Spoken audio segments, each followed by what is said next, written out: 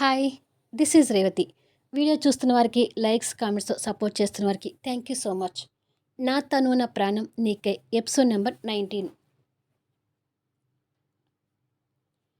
ఏమంటుంది కొత్తగా జాయిన్ అయిన మీ పిఏ అని అడుగుతాడు అర్జున్ తన మీద కోపాన్ని చూపిస్తూ.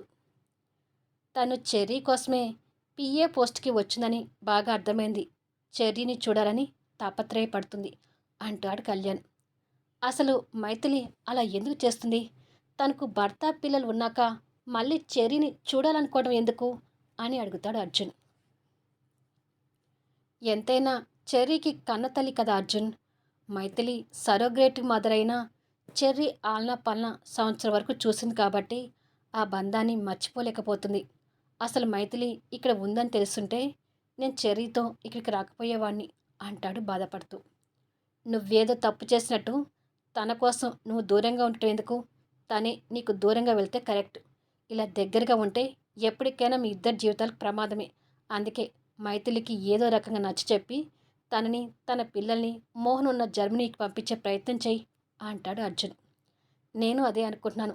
ముందైతే మోహన్ ఇండియాకి రానివ్వు. మోహన్తో మాట్లాడి అదే పని చేస్తాను అంటాడు కళ్యాణ్ పార్కులో ఆడుకుంటున్న చెర్రీని, అన్విని చూస్తూ. ఇంతలో ఒక బాబు వచ్చి మావయ్య అంటూ అర్జున్ పట్టుకుంటాడు. అర్జున్ ఆ బాబుని చూసి కాస్త ఆశ్చర్యపోతూ నువ్వెప్పుడు వచ్చావు రాహుల్ అని అడుగుతాడు. ఇప్పుడే వచ్చాను మావయ్య, మీరు పార్కులో ఉన్నారని అత్తయ్య చెప్తే ఇక్కడికి వచ్చాను అంటాడు రాహుల్. సరే వెళ్ళి వాళ్ళతో ఆడుకో అని చెప్పి అర్జున్ రాహుల్ని పంపిస్తాడు. సరే మావయ్య అంటూ ఆ బాబు అన్వి వాళ్ళ దగ్గరికి వెళ్తుంటాడు. ఆ బాబు వరుసలు పెట్టి పిలవడం చూసి కళ్యాణ్ ఆశ్చర్యపోతూ వీడెవడ్రా, నా కొడుక్కి పోటీలా ఉన్నాడు అని అడుగుతాడు. గుర్తుపట్టలేదా? శశిధర్ కొడుకు అంటాడు అర్జున్. శశిధర్ కొడుకు అనగానే కళ్యాణ్ ఇంకా ఆశ్చర్యపోతూ ఈ పిల్లవాడికి నా కొడుకంత వయసుంది. నేను అమెరికా వెళ్ళేటప్పటికి శశిధర్కి పెళ్లి కాలేదు కదా అని అడుగుతాడు కళ్యాణ్. ఆ శశిధర్ చిలక్కొట్టుడి వ్యవహారం గురించి నీకు తెలిసిందే కదా. పెళ్లికి ముందే ఒక అమ్మాయిని తల్లిని చేశాడు. ఆ అమ్మాయి పెళ్లి చేసుకోమని అడిగితే శశిధర్ నిరాకరించాడు. ఆ అమ్మాయి అంతటితో ఊరుకోకుండా ఎమ్మెల్యే కొడుకు మోసం చేశాడు అంటూ ఇంటి ముందు ధర్నా పెట్టింది. దాంతో ఎమ్మెల్యే దిగివచ్చి ఆ అమ్మాయిని కోడలుగా తీసుకొచ్చాడు. అలా వీడు నాకు అల్లుడయ్యాడు అని శశిధర్ స్టోరీ చెప్తాడు. ఆ స్టోరీ విని కళ్యాణ్ పిల్లల వైపు చూసేసరికి రాహుల్, అన్వి క్లోజ్గా ఆడుకోవడం కనిపిస్తుంటుంది. అది చూస్తున్న చెర్రీకి మొహం వాడిపోయి కనిపిస్తుంటుంది. "హ్మ్, నా కొడుకులో నేనే కనిపిస్తున్నాను" అని అనుకుంటాడు కాస్త నవ్వుతూ. మరుసటి రోజు కళ్యాణ్ ఆఫీస్కి వెళ్ళేసరికి మైథిలి ఆల్రెడీ ఆఫీసులో ఉండి వర్క్ చూసుకుంటూ కనిపిస్తుంటుంది. కళ్యాణ్ తన్ని చైర్లో చూడగానే పెదవుల మీద ఆటోమేటిక్గా చిన్న చిరునవ్వు వెలిగి ఫోన్ తీసుకొని మళ్ళీ ఓవర్ యాక్టింగ్ చేస్తూ క్యాబిన్ లోపలికి వస్తుంటాడు. మైథిలి కళ్యాణ్ రావడం చూసి గుడ్ మార్నింగ్ కళ్యాణ్ అని చెప్పబోతుండగా గుడ్ మార్నింగ్ రీటా, అయినా గుడ్ మార్నింగ్ చెప్పే కదా నిన్ను బెడ్ మీద నుంచి వదిలేసింది, మళ్ళీ ఇప్పుడు ఫోన్ చేసి గుడ్ మార్నింగ్ చెప్తున్నావు ఏంటమ్మా అని మిలకలు తిరుగుతూ అడుగుతాడు. అబ్బా, ఈ మెంటలోడు రొమాన్స్ టార్చర్ మళ్ళీ మొదలైంది అని తిట్టుకుంటుంది మైథిలి. కళ్యాణ్ మైథిలి ఎక్స్ప్రెషన్స్ని సైడ్ లుక్తో గమనిస్తూ ఇంకా ఎక్కువ ఓవర్ యాక్టింగ్ చేస్తూ రాత్రి మనం గడిపిన క్షణాలు పీక్స్లోకి పోయాయి కదా. అబ్బాబ్బబ్బా, నీ పెదవులు కొరుకుతుంటే ఉంది కదా. ఏమన్నా కిస్ చేసావా? నాకైతే సముద్రంలో ఉండే ముసలి పెదవులకు ముద్దు పెడుతున్నట్టుగా ఉంది అంటాడు. ఆ వర్ణింపు చూసి మైథిలి ఓ రకంగా ఫేస్ ఎక్స్ప్రెషన్ పెడుతుంది. రాత్రి నీ బాడీ మీద అమాంతం పడుకొని ఉంటే మెత్తని ముసలి మీద పడుకున్నంత వెచ్చగా ఉంది అంటూ వర్ణిస్తాడు. నిన్న కూరగాయలు చింతకాయలు అయిపోయి ఇవాళ ముసలి మీద పడ్డాడు మెంటలోడు అని అనుకుంటుంది కోపంగా.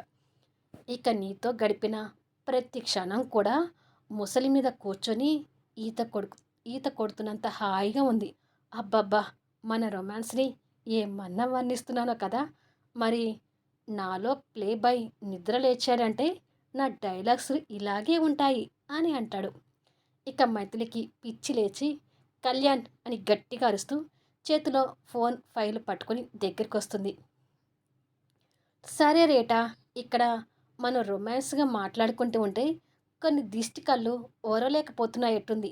ఉంటాను అని ఫోన్ పెట్టేసి కోపంగా ఉన్న తన మొహంలోకి చూసి, ఈవిడ గారు నన్ను కాదని ఆ మోహన్ని పెళ్లి చేసుకుని ఇద్దరిని పిల్లల కంటే ఏమీ లేదు కానీ నేను నా గర్ల్ ఫ్రెండ్‌తో రొమాన్స్‌గా మాట్లాడుతూ మాత్రం వచ్చింది అని తిట్టుకొని, ఏంటి అని అడుగుతాడు సీరియస్‌గా చూస్తూ.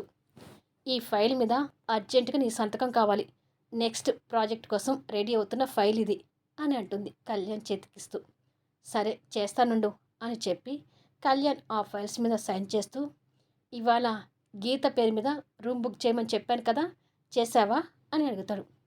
చేశాను అంటుంది కాస్త కోపంగా చూస్తూ.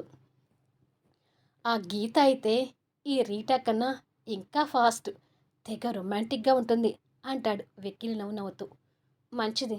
నువ్వు ఏ అమ్మాయితో రూమ్ బుక్ చేయమన్నా చేస్తాను కానీ దయచేసి నీ రొమాంటిక్ డైలాగ్స్ నా ముందు మాట్లాడుకు ప్లీజ్ అని అంటుంది. ఎందుకో అని అంటాడు ఓరగా చూస్తూ. అవి వింటుంటే జీవితం మీదే విరక్తి పుడుతుంది. ఉరి వేసుకొని చావాలనిపిస్తుంది అని అంటుంది. అంటే నా డైలాగ్స్ అంత చండాలంగా ఉన్నాయని అంటున్నావా అని అడుగుతాడు కోపంగా చూస్తూ. కాదని నీకు డౌటా? నీ డైలాగ్స్ని నీకే వినిపించాలని నా ఫోన్లో రికార్డ్ చేశాను. ఒకసారి నువ్వే విను అని చెప్పి తన ఫోన్ కళ్యాణ్ చేతిలో పెడుతుంది.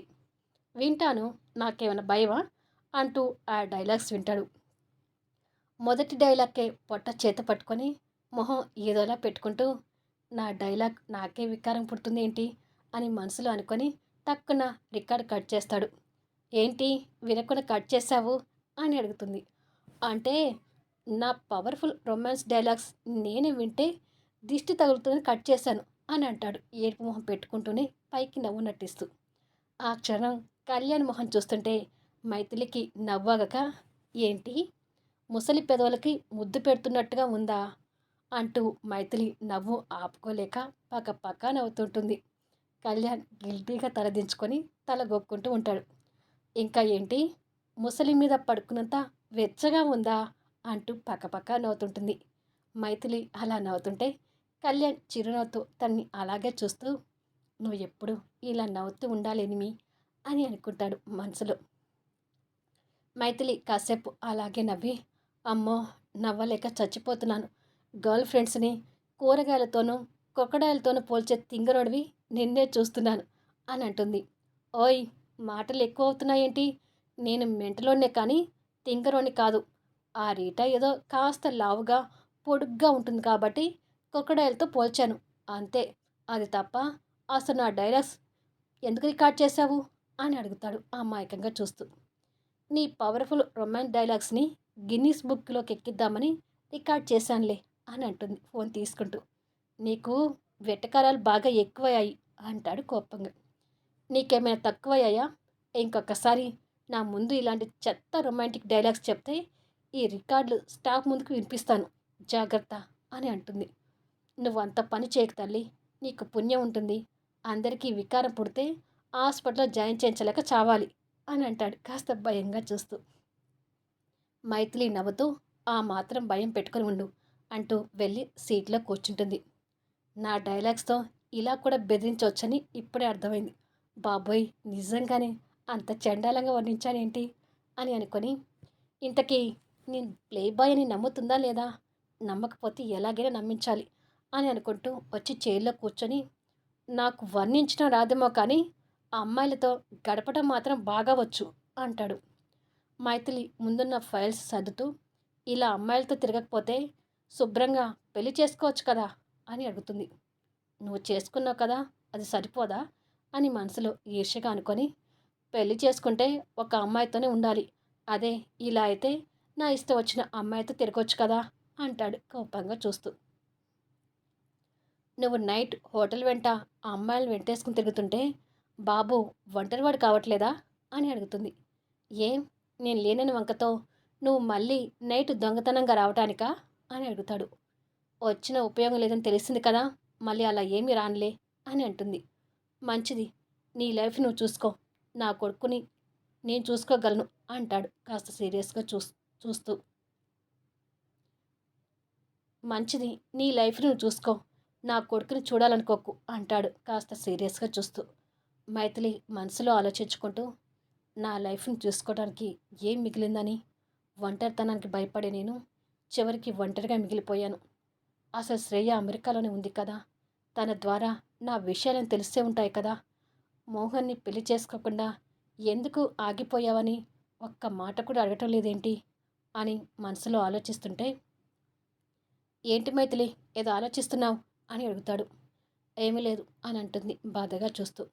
నువ్వు అలా డల్గా ఉంటే నా రొమాంటిక్ డైలాగ్స్ చెప్తాను, తర్వాత నీ ఇష్టం అంటాడు నవ్వుతూ. రొమాంటిక్ డైలాగ్స్ అనగానే మైథిలి నవ్వుతుంటుంది.